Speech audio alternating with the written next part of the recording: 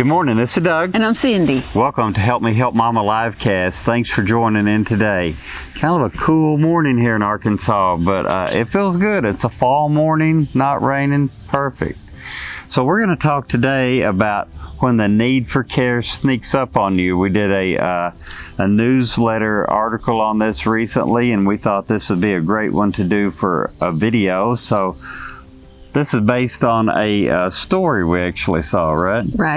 Right. So we don't get to watch much TV, but one of the things we do indulge in, we watch replays of The West Wing. Binge watch. So you may remember this from back in the 1990s. A political drama. It's set in the White House, the President of the United States and all his staff, right? So what's the story?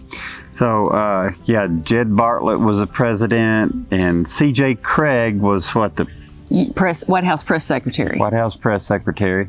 And C.J. was invited to go home to a high school reunion to speak to her class at a high school reunion to her hometown.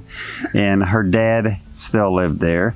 And her mom had died a few years ago, and dad had remarried. Right. Stepmom. Yeah, so there's a stepmom. Stepmom and dad. CJ thinks everything's cool. Now, she knows dad has been diagnosed with Alzheimer's, but stepmom is there with him. And you can imagine CJ's life, really, really busy. At least that's what they portray on television, which I imagine it really was. Really, really busy. But she calls dad every week, talks to him, right? On the phone, he seems fine. Things are fine. He says stepmom is fine. The house is fine. And then when CJ showed up, it wasn't so fine. Matter of fact, stepmom wasn't there. She'd moved out several weeks before or months before because she couldn't handle the stress of, her new husband now with Alzheimer's. It's getting worse. Dad is walking around the house. He's obviously forgetting things. He had picked up smoking again, and he was just lighting one, putting it down, forgetting where it was, lighting another one, putting it down, forgetting where it was. And he was doing that while he was trying to operate a gas stove and cooking. So several other things happened. CJ was obviously very concerned all of a sudden now. For his safety. For his safety, yeah. Sure. Yeah. Now, we encounter this real life every year, and we're doing this in the fall of the year, so Thanksgiving and Christmas is coming up. Typically, when these types of things happen, there's Thanksgiving and Christmas when the out-of-town kids come home to visit. Maybe they, like you said CJ did, they talk to mom or dad by phone almost every week, and then when they get home and see what's going on, it's a totally different story. Well, even if you do that was back in the late 90s. So even if you do FaceTime now, mom and dad, even if they do have Alzheimer's, if it's in the beginning stages, they can hold it together pretty well. And they can talk to you and say, things are fine. Don't worry about me. You go to work, kiss the kids for me. Things are fine. Things aren't always fine. But this is a good episode. If you got Netflix, this one is titled The Long Goodbye. So, and by the way, if you get our newsletter, there's a little synopsis of it in there. If you don't get it, go to help.mom/cc and you can subscribe to it for free. So just a few tips. If you go home this Thanksgiving or Christmas and you encounter such a thing, what are some things to look out for? First thing is spend some time with them, right? Spend some time with them. You know your loved ones. You know what they've always been able to do. So spend some time with them now and do an assessment.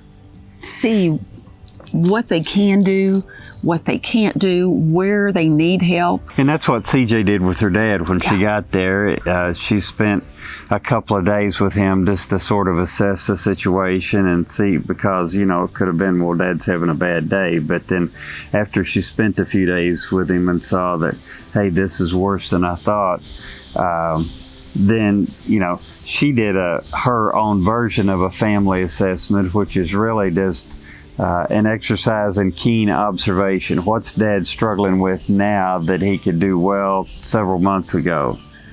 And there was one scene where they were driving. He was driving. He was driving, yes. Driving is one of the things you look at. And he got confused and Almost had an accident. almost had a wreck. She said, "Scoot over, I'll drive." And so It scared her. Yeah, it scared her. Look at driving, how the house is being kept. And CJ looked around, the house was in bad shape. It was just things everywhere. It hadn't been cleaned in a while. He probably wasn't paying his bills on time, wasn't managing his monies. Things like that. Look at the mail, see if it's stacking up or if it's being processed and taken care of.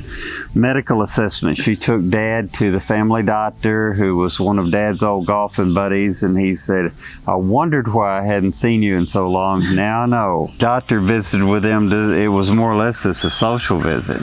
It was, but see, CJ had done her assessment and she was concerned that there was things going on that she couldn't take care of. So she thought, okay, so the next step is let's take him to the doctor, see what the doctor says. And ended up, the doctor says, "CJ, I know a good home where we can place your dad. They'll take care of him." Of course, it was like hitting her in the face with a wet fish. You know, she didn't expect that. It's like, take him out of his home, disrupt his entire life, put him someplace where she may not be able to see him very often.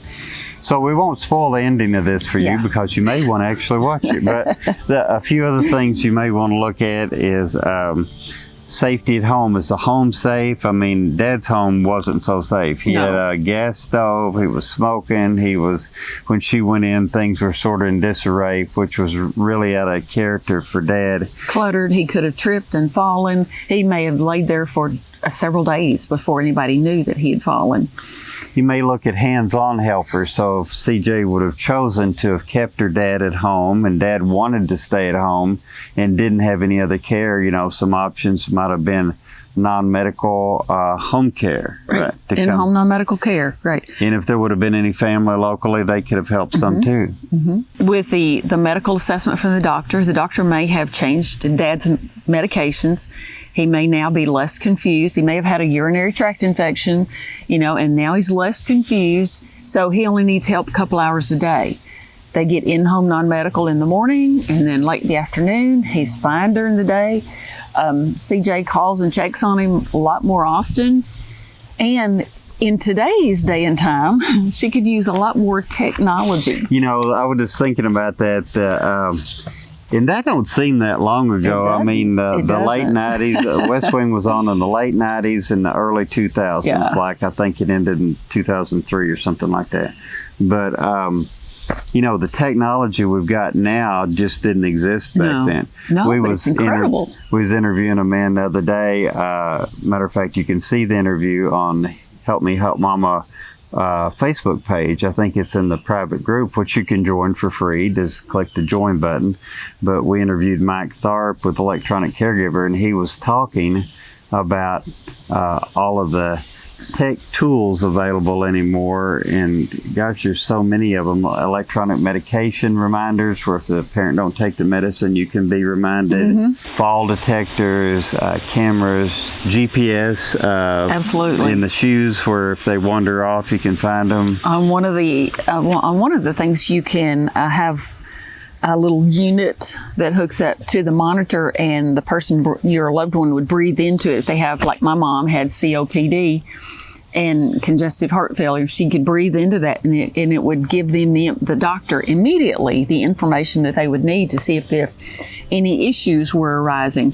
It also tests pulse ox. Great technology in fall detection, which is a huge thing, especially in what we're talking about today. This is changing so fast. Literally, there's some big things coming down the road just a few months from now. So by the time you see this, there'll be other things that exist. So check with your local hospital, social worker, elder law attorney, other professionals that in the elder care community, and they'll know about some of these where you can find out about them. We'll have them on our website, won't we? We will, yeah. They can go to Help Me Help Momma. They can go to Help Me Help Momma. That's a great place. We'll keep you updated on those resources, because with the environment the way it is now, you want to keep your loved one at home as safe as possible. Knowing what all of these options may be may take a little bit of research. just to know what's the best options for Dad now, and then what would be the best options down the road if he got worse. A facility. But start the process of educating yourself early, because you need to know. You don't want to wait till the time happens and then you got to make a snap decision, an emotional decision maybe, when you don't really know what all of the options are. So I hope this helped. Again, if you haven't subscribed to our newsletter, go to help.mom/cc. We got articles like this with some good information in it several times a week. So subscribe to that. And if you haven't subscribed to our channel here on this YouTube channel, please hit the subscribe button. And the like button. And the notification bell, and you can be notified when we do another one. So that'll be neat. That way you don't miss one.